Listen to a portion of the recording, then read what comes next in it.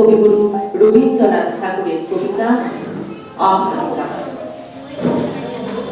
উদ্ভ্রান্ত সেই আগুন থেকে স্রষ্টা যখন নিজের প্রতি অসন্তোষে নতুন সৃষ্টিকে বারবার করছিলেন বিধ্বস্ত, তাঁর সেই অধৈর্যে ঘন ঘন মাথা নাড়ার দিনে রুদ্র সমুদ্রের বাহু প্রাচীর ধরিত্রীর বুকের থেকে ছিনিয়ে নিয়ে গেল তোমাকে আফ্রিকা।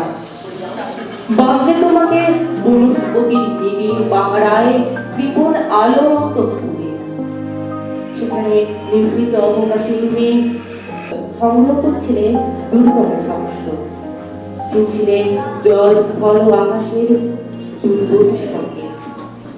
প্রকৃতির দৃষ্টি অতীত জাদু মন্ত্র জাগাচ্ছিল তোমার চেতনাকে ধরে।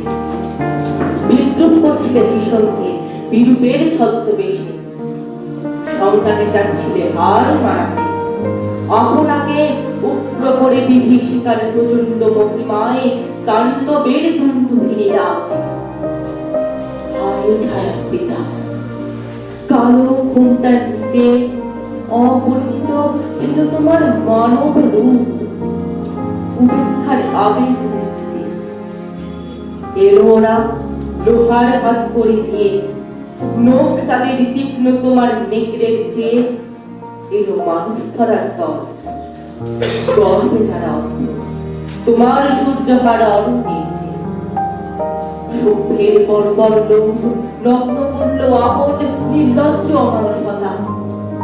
তোমার ভাষা হেললো স্বরে, বাষ্পাকুল অরণ্য পথে পঙ্কিল হলো ধুলি, তোমার রক্তে অশ্রুতে মিশে। দস্যু পায়ের কাঁটা মারা জুতোর তলায় বিভৎস কাদার পিণ্ড চিরচিহ্ন দিয়ে গেল তোমার অপমানের ইতিহাসে। সমুদ্র পারে সেই মুহূর্তে তাদের পাড়ায় পাড়ায় মন্দিরে বাজছিল পূজার ঘণ্টা।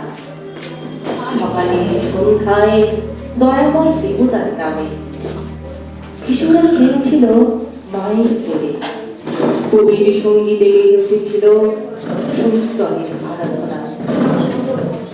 আজ যখন পশ্চিম দিগন্তে প্রদোষকাল ঝঞ্ঝা বাতাসের ঊর্ধ্বশ্বাস, যখন গুপ্ত গহ্বর থেকে পশুরা বেরিয়ে এলো, অশুভ ধ্বনিতে ঘোষণা করলো দিনের অন্তিম কাল।